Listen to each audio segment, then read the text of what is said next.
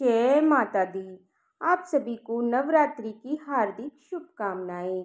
माँ दुर्गा की कृपा आप सभी पर बनी रहे।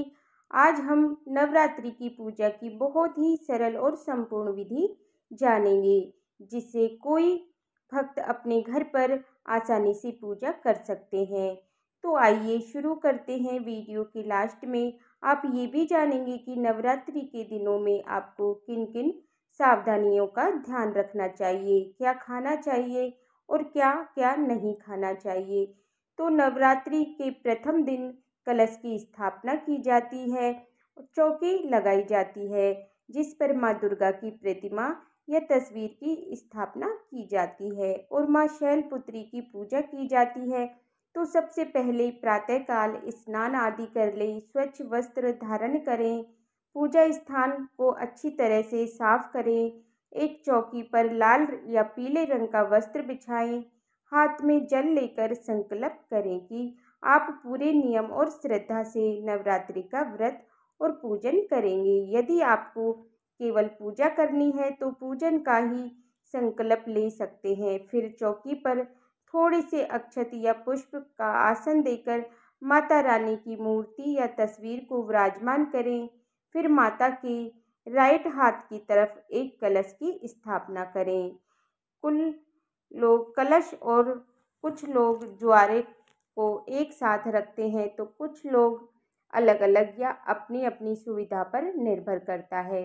मिट्टी के पात्र में साफ मिट्टी भरें और रेत मिलाकर और उसमें ज्वारे बो दें। फिर कलश को शुद्ध जल से भरें, उसमें हल्दी, सुपारी, सिक्का, इलायची, लौंग, पुष्प और इत्र डालें। आम के 5 या 7 पत्तों का कलश के मुख पर रखें, उसके ऊपर लाल वस्त्र में नारियल लपेटकर रखें, स्थापित करें। कलश पर स्वास्तिक बनाकर कंठ पर मौली धागा बांधें और फिर माता का आह्वान करें। दीपक जलाकर सबसे पहले माता को साक्षी माने, फिर स्वास्तिक बनाकर उसके ऊपर दीप रखें, जिससे चौकी पर ही आपको स्थापित करना है। बहुत से लोग अखंड दीप भी जलाते हैं, तो अखंड दीप भी आप आसान देकर ही स्थापित करें और अखंड दीप जलाने का संकल्प भी आपको पहले दिन ही लेना चाहिए। जो लोग पूरे 9 दिन तक अखंड दीप नहीं जला पाए, वो केवल पहले और अंतिम दिन भी यानी 24-24 घंटे के लिए भी अखंड ज्योत जला सकते हैं। सबसे पहले विघ्नहर्ता भगवान गणेश जी की पूजा की जाती है, तो गणेश जी भगवान की प्रतिमा या फिर एक सुपारी पर मौली या कलावा बांधकर गणेश भगवान जी का प्रतीक मानकर उनकी स्थापना चौकी पर ही करनी चाहिए। अब गणेश जी कलश और माता रानी को वस्त्र रूपी कलावा मौली अर्पित करें, सभी को तिलक लगाएं, माता रानी को लाल चुनरी चढ़ाएं, अक्षत और कुमकुम से तिलक करें, कलश और गणेश जी को भी तिलक लगाएं, अक्षत और पुष्प अर्पित करें। माता रानी को लाल रंग के फूल विशेष प्रिय होते हैं और आपको इनके अलावा जो भी पुष्प मिल जाएं, केतकी के पुष्प को छोड़कर आप माता रानी को अर्पित कर सकते हैं। कलश और दीपक को भी पुष्प और अक्षत समर्पित करें। अब माता रानी को श्रृंगार की विशेष सामग्री जैसे सिंदूर, चूड़ी, बिंदी, काजल, इत्र, मेहंदी आदि समर्पित करें। इसके बाद माता के मंत्रों का जाप करें। श्री दुर्गा सप्तपदी दुर्गा चालीसा पाठ या देवी स्तुति का पाठ करें। नवरात्रि व्रत की कथा सुने। प्रथम दिन माँ शैलपुत्री की कथा सुने। माता से प्रार्थना करें वे आपके द्वारा रखे गए उपवास या की गई पूजा पाठ को निर्विघ्न संपन्न करें और आपको भरपूर आशीर्वाद दें। नवरात्रि के 9 दिनों अपने घर में छोटा सा हवन करके फिर आरती करते हैं। तो हवन करने के लिए घी में भीगी हुई 2 लौंग लेकर हवन अग्नि में आहुति देनी चाहिए। हवन आप गाय के गोबर का उपला तोड़कर उससे हवन पात्र में या मिट्टी के पात्र में बड़े दीपक में रख सकते हैं, जिसके ऊपर आपको कपूर रखकर थोड़ी सी हवन सामग्री डालकर प्रज्वलित करना चाहिए और उसी में आपको आहुति देनी है। इसके बाद बताशे और पान के पत्ते भी हवन में समर्पित करना चाहिए और हवन से उत्पन्न धुएं को पूरे घर में फैलाना चाहिए ताकि घर का वातावरण शुद्ध और पवित्र हो जाए। सबसे अंत में कपूर जलाकर माता रानी की आरती उतारें। अगर आप अखंड ज्योत जला रहे हैं तो ध्यान रखिएगा, अखंड दीपक का बार बार हिलाना या हटाना नहीं चाहिए। आरती उतार लीजिए। आप अलग से दिया जला सकते हैं। सबसे अंत में आप माता रानी को भोग लगाएं। भोग में आप पान, सुपारी, इलायची, मिश्री, फल या दूध से बनी हुई मिठाइयों का भोग लगा सकते हैं। भोग लगाने के साथ ही जल से भरा हुआ लोटा रखें और मंदिर में कुछ दक्षिणा भी रखें। माता रानी को अर्पित करें और भोग को पूरे दिन के लिए मंदिर में नहीं छोड़ना चाहिए। हवन आरती करने के थोड़ी देर के बाद जो आप भोग माता रानी को अर्पित किया है उसे मंदिर से हटा लेना चाहिए। इस प्रकार पूजा करने के बाद सूर्य देव को जल का अर्घ देना चाहिए और प्रसाद को सभी भक्तों में बांट देना चाहिए।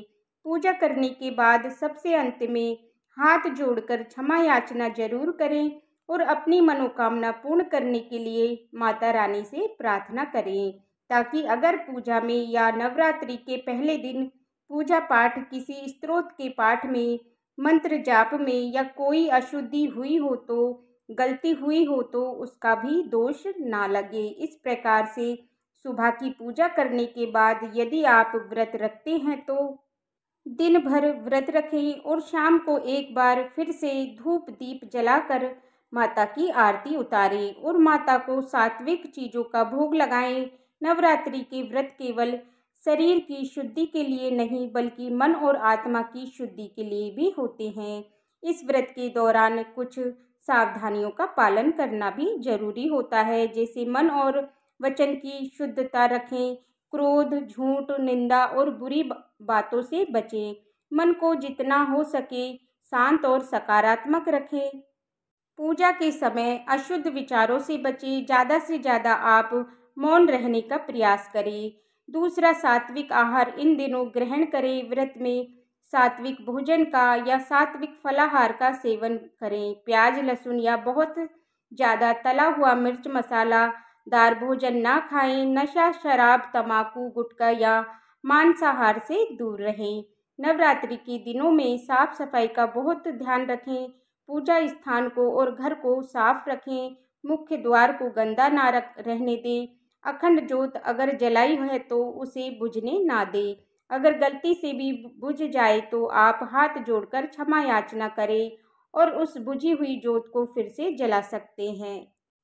सुबह और शाम की आरती और जो माता का पाठ है वो नियमित रूप से करते रहें। व्रत नियमों का पालन भी करें और समय पर भोजन भी करें। नवरात्रि में क्या खाना चाहिए, तो फल और दूध का सेवन आप कर सकते हैं, क्योंकि 9 दिनों तक उपवास रखने वाले भक्त अनाज त्याग करते हैं। तो अनाज की जगह पर आप समा के चावल, राजगिरी का आटा, सिंघाड़े का आटा, कुट्टू का आटा या जो सब्जियां होती हैं, सब्जियों में भी आलू, शकरकंद, अरबी, लौकी, कद्दू, टमाटर, खीरा और हरी मिर्च का सेवन कर सकते हैं। ध्यान रखिएगा, सूखी लाल मिर्च का सेवन नवरात्रि के व्रतों में नहीं करना चाहिए और सादा नमक की जगह पर सेंधा नमक का ही सेवन करना चाहिए।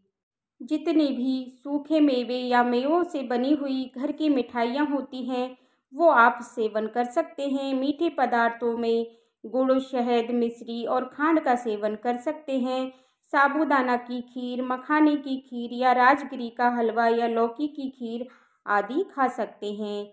व्रत में जो मसाले होते हैं वो कौन कौन से आप इन्हें बंद कर सकते हैं, तो सेंधा नमक, काली मिर्च, अदरक, हरी मिर्च, नींबू और धनिया, इनका आपको सेवन कर सकते हैं। इनके अलावा मसाले ग्रहण करने से आपको बचना चाहिए। व्रत रखने वाले भक्तों को चाय या कॉफ़ी बहुत ज़्यादा मात्रा में नहीं पीनी चाहिए। कोल्ड ड्रिंक या पैकेट जूस से बचना चाहिए और व्रत में दिन भर आप ऊर्जावान बने रहने के लिए सुबह खाली पेट नारियल पानी, नींबू पानी पी सकते हैं। अगर जिन्हें नींबू से एलर्जी हो तो वो सादा पानी भी पी सकते हैं। दोपहर के समय हल्का सात्विक फलाहार करें, ज़्यादा तला भुना ना खाएं। दिन में 2-3 बार जूस, फल या ड्राई फ्रूट लें और ध्यान रखें व्रत के दौरान ज़्यादा पानी पीना मत भूलिएगा। रात में भी हल्का फलाहार करें जिससे पाचन तंत्र ठीक रहे। यदि आपको अन्न ग्रहण करना है कि कुछ भक्त जो शारीरिक कमजोरी के कारण एक समय अन्न ग्रहण करते हैं और व्रत भी रखते हैं, तो उन्हें भी रात के भोजन को बिल्कुल हल्का रखना चाहिए। ज़्यादा तला भुना या गरिष्ठ भोजन करने से बचना चाहिए। अगर इन सावधानियों का और नियमों का पालन नवरात्रि के दिनों में करेंगे तो नवरात्रि व्रत पूरी तरह से फलदायी होंगे और माता रानी की कृपा भी प्राप्त होगी। तो ये थी आज की वीडियो। आशा करती हूँ आपको पसंद आई होगी। वीडियो अच्छी लगी हो तो वीडियो को लाइक करके नवरात्रि के 9 दिनों तक आप हमारे चैनल पर कथा भी सुन सकते हैं। सभी को नवरात्रि की हार्दिक शुभकामनाएं। जय माता दी।